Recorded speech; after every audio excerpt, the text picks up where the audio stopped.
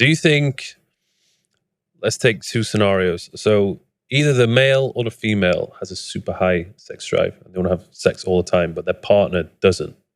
Either it's normal or they just have a low sex drive.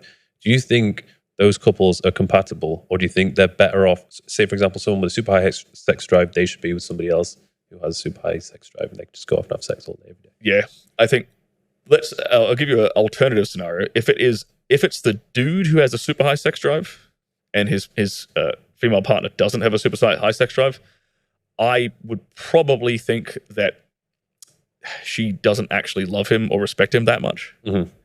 Because if a woman loves a man and she really respects him, she wants to please him. Even if she might not have a super high sex drive in the sense of like she wants to initiate sex all the time. Mm-hmm. But if she loves him and respects him and finds him genuinely attractive, when he initiates with her, she'll enjoy it and she'll want it, right? Because she wants to be chased. Yeah.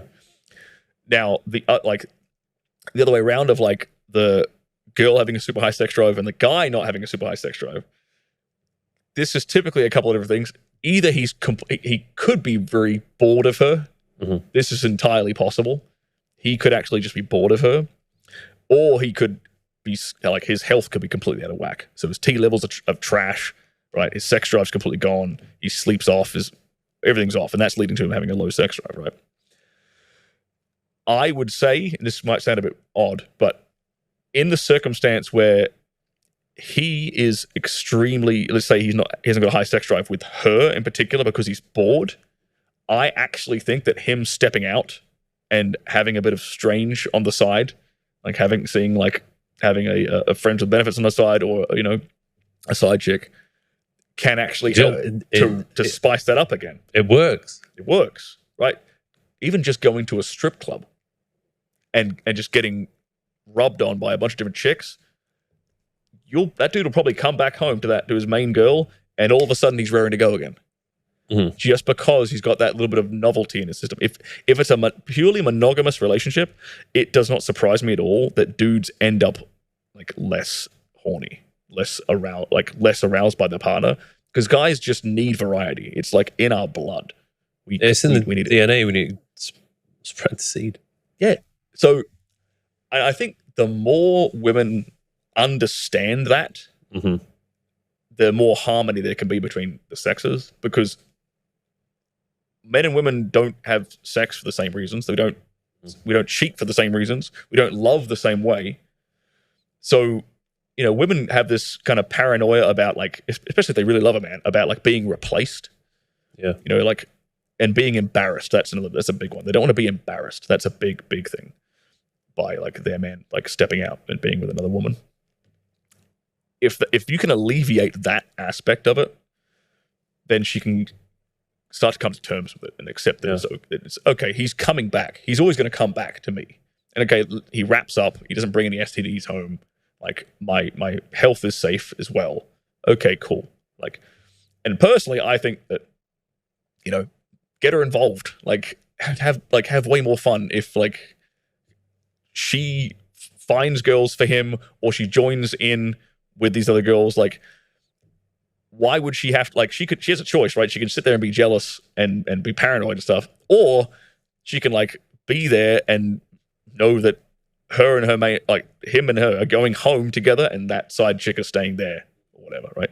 You'll probably strengthen the relationship even more. Strengthen the relationship. You'll be like, oh my God, my girlfriend's amazing. She says so threesomes. Yeah. Like there is no man on this planet who, if his girl like brought another girl home for him, he would leave her. Like that wouldn't happen. No. He ain't gonna be like, oh, she's trash. Like, no, he's this girl is irreplaceable now. Like, where am I gonna find a chick who's gonna do that? Mm-hmm. Super duper rare. So of course, it's only gonna make her look better in his eyes, and make him more loyal, make him want to stick around, and have even more fun with her, and that'll fire up his sex drive again too, if that is actually a problem. I think it's difficult for women to wrap that around their head. They just don't understand. They don't understand how men work, and there will be some who will understand it, and they'll be like, "Okay, do your thing," and then there's others who will just be like, "No, like I can't do this." And it's interesting because I'm in a relationship where I thought, I'm just going to be honest. I told her, I'm like, look, every now and then I just get urges to sleep with other girls. And she actually took it really well. And she's like, yeah, it's normal. You're a guy. So I can, every now and then I can go off and do my thing. Keep it, keep it private, secret. No one knows about it. I'm not disrespecting it. Yeah. Nobody knows. And then it actually strengthens my relationship because I naturally just all of a sudden start feeling more aroused when I'm around her. And I actually appreciate her more because maybe some of the other women that I've been with, I'm just like, oh my God, like maybe the sex is good, but then after the sex, I talk to you and I'm like, please go away. It also kind of like, if it gives her reassurance that you're with her for more than her vagina. Mm-hmm. Because like if the only thing that is keeping you in that monogamy or in that relationship with her is the fact that she has a vagina between her legs, that makes her so easily replaceable. Yeah, it's gonna fizzle out. Yeah, like, but okay, it's actually proof. If you step out and come back in, that's proof that she means more to you than just sex. Mm-hmm. Then there is actually something solid, something grounded behind that relationship that is not just a casual sexual thing. That, personally, I think that should put more reassurance in her brain, not less. You're very honest with all the relationships which you have. I kind of come at it from I try to. It depends on the girl. I've taken different tacks and stuff, but I will try to make a joke out of it on the first date that I'm going to cheat on her. Mm-hmm. Because if I can deliver, if I try to deliver it like in the way that we're having this conversation now, it's so boring and logical, and like it's so easy for a woman to be like, no, this is just like you haven't sold this to me the way I want it to be sold to me. Right. To a guy, this conversation makes perfect sense, right?